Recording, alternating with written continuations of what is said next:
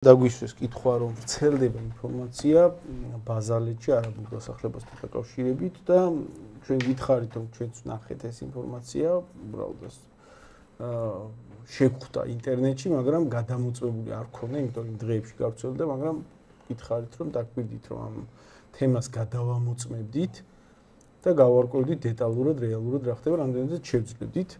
გადავამოწმეთ და აღმოჩნდა სიმართლე. რეალურად ხდება შემდეგი ბაზალეთში მართლა აშენებენ არაბულ დასახლებას, არაბების დასახლებას. ასეთი კომპანიაა York Holding Group-ი, რომლის 100%-იც ეკუთვნის არაბს, ეგრეთ წოდებულ ინვესტორს და ამ კომპანიას ბაზალეთის ტბასთან ახლოს ამ კომპანიის მფლობელობაში არის 2 მილიონი კვადრატული მეტრი ფართობი. ბაზალეთის ტბაზე ორჯერ დიდი დაახლოებით ფართობი და აი ეხლა ამ მომენტში მიმდინარეობს შეგიძლიათ რეესტრში შეხვიდეთ და გადაამოწმოთ ეს დეტალები და ამას დავდეთ პოსტების სახითაც ამ მონაცემებს. ეხლა ამ მომენტში მიმდინარეობს ამ ფართობის გაყიდვა სხვა არაბებზე სამოსახლო ტერიტორიებად და აქ შენდება საცხოვრებელი კომპლექსი, უზარმაზარი საცხოვრებელი კომპლექსი და ნაწილ ხდება გაყიდვა ამ საცხოვრებელი კომპლექსის შიდა ნაწილების სხვა არაბებზე და ეხლა უშუალოდ ძალიან ბევრი განცხადებები შედის და გაფორმება ხდება რეესტრში ფიქსირდება მონაცემები, რომ ისევ უკლებლივ ყველა გაყიდული ის მიწა, რომელიც ეხლა ნაწილ იყიდება ამ არაბული კომპანიის მიერ ისე ხდება სხვა არაბ მფლობელებზე გადაყიდვა. ეს კომპანია ამ კომპანიის მფლობელს მათ შორის ინტერვიუ აქვს მიცემული Forbes-ისთვის 2022 წელს და ამ ინტერვიუში ის ამბობს, რომ პრემიერ-მინისტრთან და საქართველოს მთავრობის წევრებთან ჰქონდა მოლაპარაკებები ამ არაბული დასახლების აშენებასთან დაკავშირებით და როგორც ის ამბობს ამ ინტერვიუში დადებითი დამოკიდებულება მიიღო საქართველოს მთავრობისგან ამ თემასთან დაკავშირებით, ანუ საქართველოს მთავრობის ცხადია ჩართულობით და დაშვებით და უფლების მიცემით ხდება ეს ყველაფერი. ამ კომპანიას არ ეკუთვნის მხოლოდ ბაზალეთის ტერიტორიები და მხოლოდ იქ არ აშენებს არაბულ დასახლებას. მათ ეკუთვნით ძალიან დიდი სივრცეები თბილისში და მშენებლობებს აწარმოებენ ან იგეგმება, ან უკვე აშენებული აქვს თბილისში, ლისზე, თაწმინდაზე, საგურამოში, ბათუმში, ან სხვადასხვა ადგილებზე, ჯამში, რაც მათივე საიტიდან დასტურდება და საიტზე აქვს მითითებული ასეთ სარეკლამო მონაცემები, რეკლამას უკეთებენ თავისი ამ პროექტების გაყიდვას, ჯამში მათ საქართველოში ეკუთვნით 2.300.000 კვადრატული მეტრის ოდენობის ფართობი და ძალიან ასეთი ბევრი სხვადასხვა რეკლამა აქვთ ინგლისურენოვანი, არაბულენოვანი და ხდება მოზიდვა უცხოელი ძირითადად არაბი კლიენტურის. ეს ფაქტი არის კარგი დემონსტრაცია იმისა, რა იგულისხმება მაგალითად 6 მილიარდიან ინვესტიციაში, რომელიც იგეგმება არაბული დასახლებების სახით თბილისში და ბათუმში.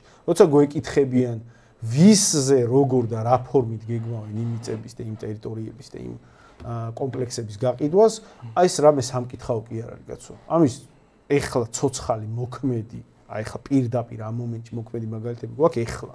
მაგალითად აი ეს York Holding Group-ი ეხლა შეგიძლიათ შეხვიდეთ რეესტრში და ყოველდღიურად განახლებადი რეგისტრაციის დოკუმენტებს ნახავთ, სადაც მითითებულია, რომ ერთ არაბზე გაიყიდა, მეორე არაბზე გაიყიდა, მესამე არაბზე, ანუ საცხოვრებელი კომპლექსი შენდება და ჩანს იქ, რომ არაბებზე იყიდება ყოველდღიურად, აი მაისში ეხლა 31 მაისი, 30 მაისი, შეგიძლიათ შეხვიდეთ, აი ჩვენც მეც შემიძლია, აგერ ცხადია არასრული ეს ამოვიდა მონაწერები, რომ ფლობელები ხალეთ სალმენ ბინ მაჰდი, ეს ერთი სხვა მონაწერი საჯარო რეესტრი და საჯარო ინფორმაცია საჯარო ინფორმაცია ისე მე რა მაინტერესებს აგერ სხვა მესაკუთრე აგერ ხედავთ ქვემოჩათი ხო აგერ ხედავთ სხვა გაიყიდა ფართობი 1417 კვადრატული მეტრი. ალხომედ აჰმედ აჩვენე ის სახელი.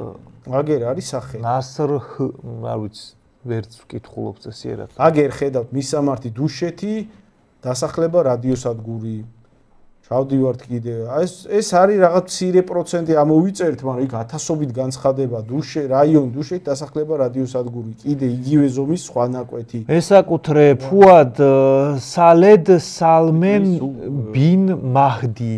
ხო, აგერ ჩავიდეთ კიდე. ისევ დასახლება, ეხლა 5500 დუშეთი, 5591 კვადრატული მეტრი, აჰა, ჰამდა რაღაცა MSP ალ-აზმი. და ასეთი არის, აი უამრავი, რა ვიცი მე. აგერ 2053 კვადრატული მეტრი დუშეთი, დასახლება რადიოსადგური, ვინმე ხანა ასჰაბ გეორგეს კასაბ ვიღაც, არ ვიცი. აი ეს რესტში ეხლა იდება, ეხლა მიდის ხალხო, ეს გაყიდვები აგერ 10 მარტი, ხო? აი ეს არის ეხლა მიმდინარეობს წელს. აგერ 24 თებერვალი, ხო? მოდი აი შეიძლება ადამიანმა ვერ აღიქვას კარგად საბუთებით. მოდი აი ვიზუალურად რო ვაჩვენოთ, ხო? აი რა მასშტაბის არის ყველა და პარალელურად იმის პარალელურად რომ ესე ყიდიან ეხლა ეს ტერიტორია აქვთ და აგერ მაშინ რა ქვია ბაზალეთის ტბაზე აგერ შეგიძლიათ ნახოთ აი ბაზალეთის ტბა რო გამოვიტანოთ თუ შეიძლება აი ნახეთ ეხლა ეკრანზე გამოვიტანოთ აი ეს არის ბაზალეთის ტბა თლიანი ბაზალეთის ტბის ტერიტორია რაც არის მაგაზე დიდი მიწა არის ეხლა რომელსაც ახლობით 2 იმხელა მიწა ამათ საკუთრებაში მარტო ბაზალეთში. მაგრამ ეს ბაზალეთის მიღმა ამათ აქვთ უამრავი პროექტები. აი ახლა შევალ მე ამათ საიტზე. ეს შეგვიძლია ჩავკეცოთ.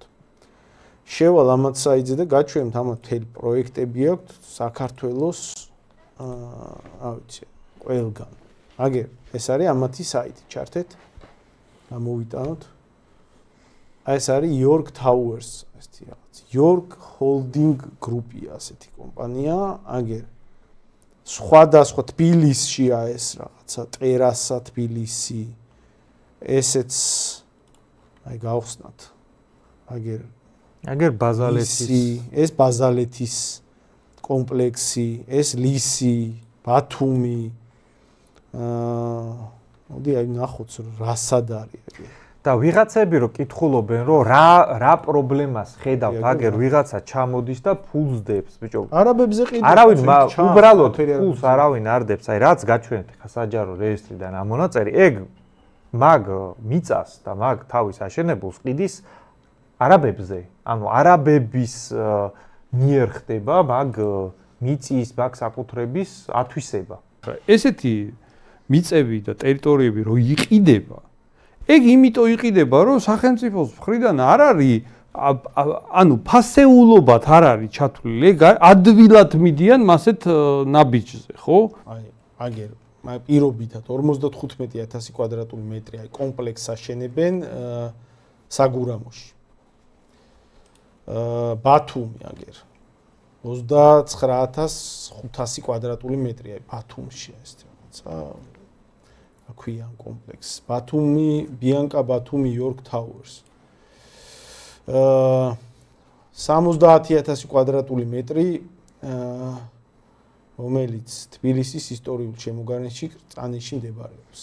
ნუ კრწანისში რო არაბები სახლდებიან, ეგ თალკე არის მაგაში რაღაცა ისტორიული აი სიმბოლიზმი, მოდი ეგრე ვიტყვი. ხო, ანუ აქ ამათ აქვთ ეს პროექტები და ამ პროექტების საინტერესო ის არის, რომ აქ ბევრს შეიძლება გაუჩნდეს კითხვა, შეიძლება ქართველებისთვის აშენებენ. ხო? შეიძლება, აი რა, არაბები, მაგრამ ქართველებისთვის აშენებენ. კონკრეტულად ჩამოუყევით ეს ყიდის ეხლა ბაზალეთში, აი ამ თავის დაგეგმილი საცხოვრებელი კომპლექსის ნაწილებს, ანუ ხო გასაგებია, რომ დიდი ბაზალეთის ტბაზე ორჯერ დიდი ტერიტორია აქვს და ის პატარა საკუთარი სახლების ფორმით, თავის ეზოებიან საკუთარი სახლების ფორმით დანაწილებულ სეგმენტებად უნდა დაიყოს, ხო, დიდი კომპლექსი ალბათ შემოიღობება და შიგნით აი რაღაც საკუთარი სახლები რო აქვს, ბევრ ადამიანს ეგრე უნდა დანაწილოს. და ესე ნაწილ-ნაწილ 2500 კვადრატული მეტრი, 5000 კვადრატული მეტრი, აი ესეთი პატარა ნაკვეთები თავის მომავალში პერსპექტივით სახლები რო უნდა აშენდეს, ეგრე იყიდება. ხო უნდა იყოს თეორიულად ეგ თუ ზოგადად იყიდება, რომ აი ქართველიც ყიდულობს, შეიძლება ზოგი არაბი, ზოგი არ ვიცი თურქი, აი თეორიულად თუ შემთხვევითობით იყიდება, ზოგი თქვა რუსი.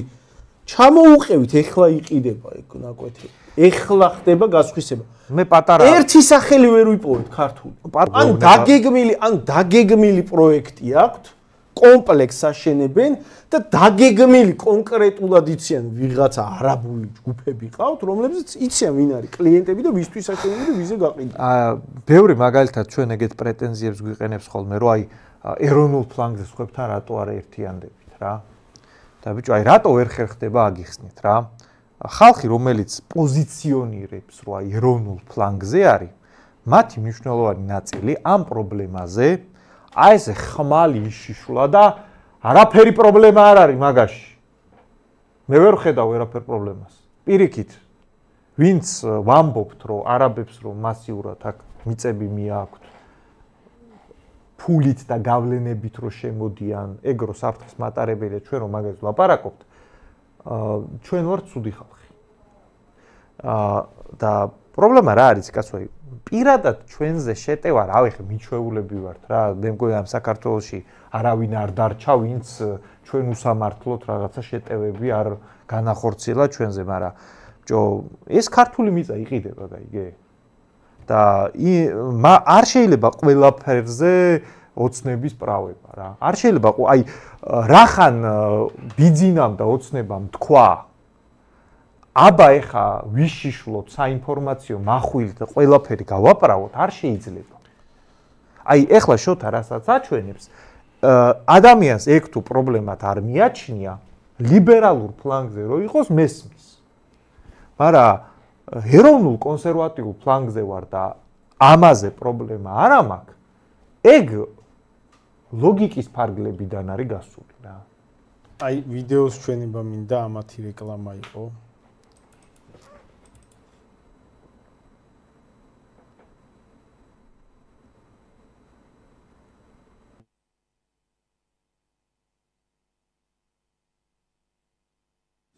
Hello, my friend. How are you? Today we are in amazing spot of Georgia, Bazaleti Lake. Here, York Towers has amazing project with 2 million meters square. Most of the pots of this place already sold out, but we have several only remaining. That's why I want to give you special information which will help you to make your decisions. გადავთარგმნოთ ეს რეკლამის შინაარსი. ქართველებზე იყო უეჭველი ეს რეკლამა. ხო, ანუ არაბული წარწერით ინგლისურად უეჭველი ქართველებზე ყიდიან. შინაარსი არის შემდეგი, მოგესალმებით მეგობრებო, აი რაღაც ეს უშვენიერი ადგილზე ბაზალეთში ჩვენ გვაქვს ძალიან პერსპექტიული პროექტი 2 მილიონი კვადრატული მეტრის ზომის, რომლის საცხოვრებელ კომპლექსად გაშენებასაც ვაპირებთ, რომლის უდიდესი ნაწილიც მესაკუთრეებზე უკვე გაყიდულია, საცხოვრებელი კომპლექსის ნაწილები, მაგრამ დარჩენილია კიდე რაღაც მცირე ნაწილი პერსპექტიული საცხოვრებელი. 2 მილიონი კვადრატული მეტრი მიაყიდეს რა. 2 მილიონი კვადრატული მეტრი მიაყიდეს, წარმოიდგინე, ბაზალეთის ტბა გაყიდეს. ბაზალეთის ტბის გვერდზე, აი ბაზალეთის ტბის გვერდზე შენდება არაბული დასახლება. დიდი არაბული სოფელი. აი წარმოიდგინე, ტბა არის, აი აჩვენეთ, ეს არის ტბა და აი აქ უნდა აშენდეს არაბული დასახლება. ქართველების შესვლის უფლება კი არა, არ ვიცი, აი. და როგორი რაღაცა, იცი? ამის მოკლევის რესურსიც, გაავრცელების რესურსიც ფიზიკურად ეგ რთული გამოწვევა. აი ჩატში ვიღაცა იწერება, რომ მან და არაბები ვერ დასახლდებიან. რატო ვერ დასახლდებიან? და უკვე არიან დასახლებული. აი იყიდეს უკვე. და აი უყურე ოცნების ხარდამჭერი რას უწევს, ყველა უცხოელი უნდა გავყაროთ. დაო აი ეგ დაახლოებით ის არის რა ანუ მიეცი ხმა რა მოცნებას რა ხო რავი რანებე რა წერას რა მიცემული შენ ხო არ ნერვიულობ კაცო ხო გაქვს უკვე მიცემული გააგრძელე ეგრე კაცო რა აქ რას წევ ნახე შენ ხო ამაში პრობლემას ვერ ხედავ აი ძალიან გასაგებად თქვი რა ვინც ამაში პრობლემას ვერ ხედავთ რაც გინდა ის გიქნიათ კაცო თავში ქვაგიხლიათ მუცელში სამართებელი აი ვინც ხვდებით რომ ეს პრობლემაა მაგ ხალხს ველაპარაკებით ვისაც მაგდენი კიდე აქვს ტვინში შერჩენილი ხვდება რომ ეს პრობლემაა ვინც მაგას ვეღარ ხვდება მე უნდა უხსნა ეხა კიდე აქ აი ბოლოს როგორ თავდება ხოლმე იცი ეგეთი ამბები ან ეგეთი ჩამოსახლებული ხალხი იგებს ან ჩვენ წინაპრებს ეგეთი რაღაცების ბოლოს მოუწიათ ბახტრიონის გაკეთება და ბახტრიონი თვითონ გამარჯვების მომენტი კი არის მაგრამ რამე არც კარგია არც სასიამოვნო როცა ხალხს ეგეთი რამის კეთება უწევს თან წააგებ შენ ხო და ეხა თან დიდად ბახტრიონის გამკეთებელი ერიც აღარა ვართ მოდი გულწრფელად თქვათ ის ხალხი სხვანაირი საბრძოლო სულისკვეთების და შეგნების იყო იმ ხალხისთვის амის ახსნა მაინც არ დამჭირდებოდა ეს რატო არის პრობლემა დღეს ხალხი თვითონ არ ასახლებდა არ კიდდა ეხლა იმდენად გამოვშტერდით რომ ვიღაცეებია ეგრე საკეთსაყრელო აი დამარწმუნე რომ ეგ პრობლემაა რავი აი რა გარწმუნო კაცო არა მე გარწმუნო ეხლა კიდე რომ ეს პრობლემა არის და შენს ქვეყანაში რომ რაღაც უპრობლემოდ ვიღაც არაბები შემოდიან და სახლდებიან მაგაში შენ რო პრობლემას ვერ ხედავ ნუ შენ თვით გადარჩენის ინსტინქტი არ ქონია სულ რო თავი დავანებოთ პატრიოტიზმს სულ რო თავი დავანებოთ იმას რომ შენს ინტერესებში ეგ არ შედის შენს სახელმწიფო საზღვრები იმიტომ აქვს რომ შენი სივრცე უნდა დაიცვა კაცო შენი საცხოვრებელი გარემო შენთვის უნდა იყოს შემთხვევით კი არ შეიქმნა საზღვრები და შენ საზღვარი რო არა გვაქვს 30000 მარტო არალეგალი მიგრანტი რო ყავს და ლეგალურად 5 მაგდენი და პლუს ეს ხალხი რო უპრობლემოდ არ გისახდება დემოგრაფიულ ბალანსს რო გიქმნის რა ვიცი ეგ მომავალში გაჩნდება ეგ პრობლემა შეიძლება ეხლა ვერ საზღვრავ მაგას და ეხლა გონია რომ რა მოხდა მე ეხლა ბაზალეთში თუ არაბების სოფელი გაჩნდა როგორ არ იქნება პრობლემა კაცო პრობლემები იქნება